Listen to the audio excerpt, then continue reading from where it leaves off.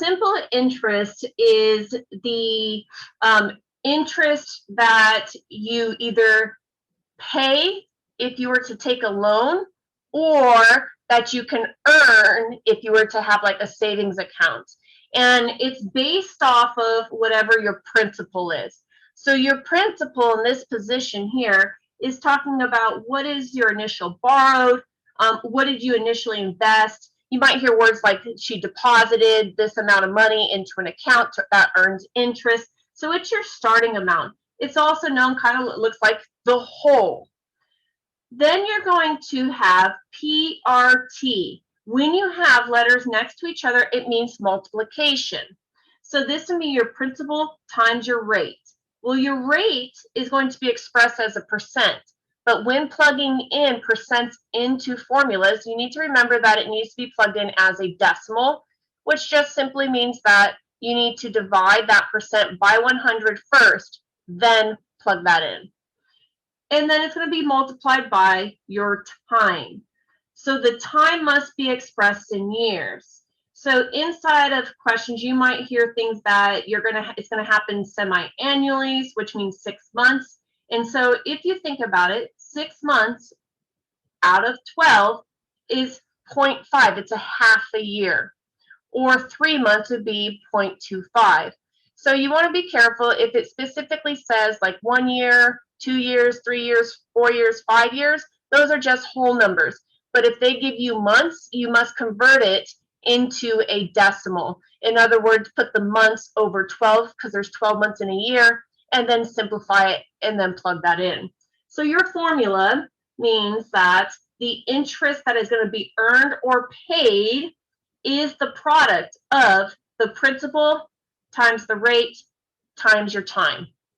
And if you end up getting word problems or things that ask you how much that you need to pay back after your loan, or let's just say if you're earning it, what your balance is after earning the interest, that means you need to take that initial principal, so what you've deposited, borrowed, or invested, plus that little part, that interest that you're going to have. Josh borrowed $250 from his mother to buy an electric scooter. Josh will pay her back in 1 year with 3% of simple interest annually. How much interest will Josh pay? Well, to figure that out, the first thing you must do is pull out your important words, which are known as your given. So you know the equation is I equals PRT. You need to break down what each of the pieces are. So your P, which is your principal, was $250 that he was borrowing from his mother. His R, or his rate, which is done in a percent, he got it at a 3% rate. So 3% means that it's going to be 0.0. So 0.03, not 0.3, because 0.3 is 30%. So remember, to get from percent to decimal, divide by 100. And this is what you're going to put into the equation. Then it says annually. So annually, your time means 1, because again, time is expressed in years. Now I have my pieces of information. I just simply plug it in. So my interest earned is going to be $250 times my rate, and then times the time. Then all you simply do is multiply all three numbers together. It doesn't matter which order you do it in. And what you should find out is the interest earned. Okay, well, now we have $7.50. And they don't give you the principal this time, but they do give you the rate, the time, and the interest. So what you do is you utilize the formula and you evaluate, which means you just plug in. So I'm going to go ahead and put 6305 because that's for the interest, so that goes in the I spot, equals the principal we don't have, so I'm going to keep it as the variable P so that I know that in the end when I answer it, it's representing the principal. And the principal is times the rate. We do not put percents into equations, so you must divide this by 100, which means move it 2 decimal places left. So when I plug it into my equation, I'm actually going to plug it in as the decimal. So then I'm going to put 0.0325, close out your parenthesis, which means multiplication. And then I'm going to notice that the time is every 2 years. So I just place in the 2. All right. Now I know that I have these two pieces of information and I need to multiply them.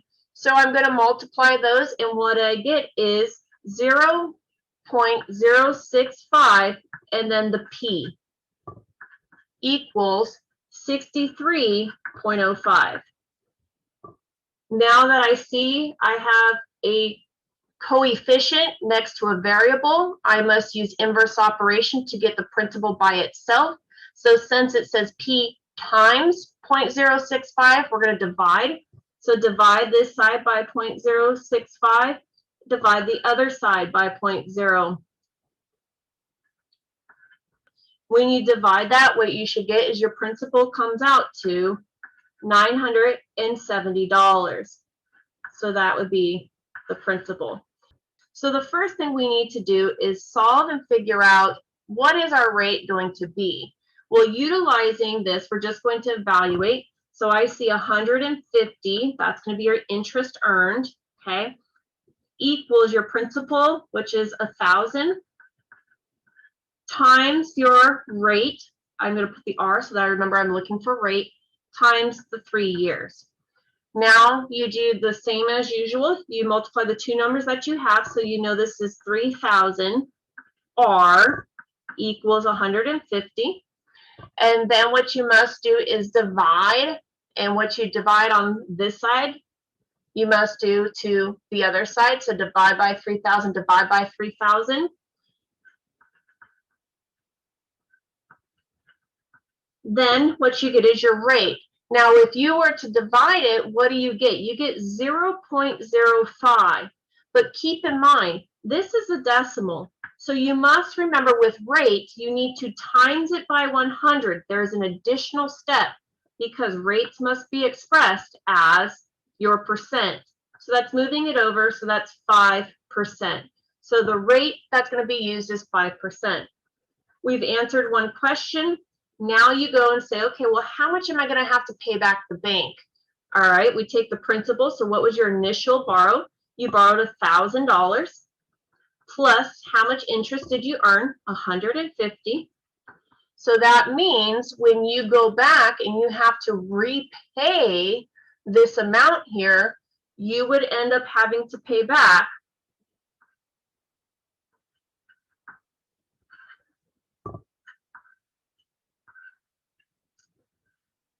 $1,150. So let's say you got an example. The Premier Bank loaned a construction company $275,000 at an annual simple interest rate. After 5 years, the company repaid the bank $350,625. What was the interest rate on the loan? So the first thing you want to do is pull out what information you have. So with that, the important things that you pulled out was the loan, which is the principal, was $275,000. The rate is what you need to figure out. The time was given as 5 years, and the interest was not given either. But you got a repaid amount of $350,625. Well, keep in mind, again, this is an important piece of information because what you pay back, your total you repaid, this amount here is composed of two things. It's composed of the principal plus the interest. And since we know what our principal is, we can just work backwards to figure out what our interest is. In order to isolate to figure out what the interest is, you must subtract the $275,000 from both sides. So minus $275,000, that will get you your interest. Now we know what the interest was. Now we can use the equation, the I equals PRT, to solve for the rate. So let's plug that in. So $75,625 equals your principal times your rate, which is what we don't have, times your time, which is 5. Now you multiply the two numbers here, so 275,000 times your 5, and that gets you 1,375,000 R equals the 75,625. Now to get R by itself, you must divide both sides by the number here. Gets you a rate of 0.055. Once you have that, remember that's a decimal, and that must be converted to percent, which means times 100. So the rate for this is 5.5% interest rate. Your principal is still the same. That's the initial investment or borrowed. This one here is just part of the formula, plus R over N. R is the same as before. It is your percent rate. And when you plug it in, you don't need to have it expressed as a decimal. But now you guys have a new thing, the N. And the reason you have the N, because that talks about the number of compounding periods. So how many times are they going to be looked at throughout the year? And you're going to have certain words. So if you see things like semi-annual or biannual, that means twice. So you would put the number 2 there. If you hear quarterly, that means it's going to occur 4 times in a year. So you would put 4. Monthly means it's going to happen every month, so 12. And then if you hear things like annual, that means it's going to happen once in the year. Then this is a closed parenthesis, so you follow PEMDAS, which means you would have to add up everything inside of the parentheses first. Then you have to multiply these two and exponentially multiply whatever you get inside the parentheses to whatever is up here as your power. So you plug your N in at 2 places, and then your time is still at your rate in years. So if you were to get a problem, Jackie deposits $325 in an account that pays 4.1% interest compounded annually. How much money will Jackie have in her account after 3 years? So what you have to first do is you must evaluate, which means plug in and take in the information you have. So within that sample, if you were to pull out what pieces you have, your principal, again, is what you deposit or your initial investment. So in that problem, it was $325. The percent rate is 4.1%. Keep in mind, what is that as a decimal? Divide by 100, that is 0.041. Annual means that the number of times it's compounded is once, and the amount of time that this is going to take is a 3-year plan. Now that you have this, all you do is you evaluate it into the formula above. So the A, or your compound interest that's going to be earned on this, is your principal, which is $325. The 1 is part of the formula. Your rate, 0.041 over your N, which is 1. The N again, which is 1, times your time, which is 3. Now that you have this here, you need to follow PEMDAS, which is order of operations to solve. So looking at this next line here, I'm going to go ahead and do 2 steps in 1. 3 times 1 is 3, so I know that the power on the outside is going to be 3. And then I know that 0.041 divided by 1 means it's just itself. So I'm going to put 1 plus that means 1.041. All I did was divided first, then added it to 1. Now that I have this here, I need to drop down my 325 equals A. At this point, PEMDAS says you must do exponents first. So 1.041 to the exponent of 3 ends up getting you, it gets you 1.128, and there's additional numbers there. Once you put that and you get that into your calculator, don't delete it. You just leave it there and then hit times your principal. And then what you end up getting is the amount for the interest. So then that says your A, which is your interest, is going to be $366. And then it says 636. Well, remember, we're talking money, so you need to round it. So that means that your A is going to be $366.64.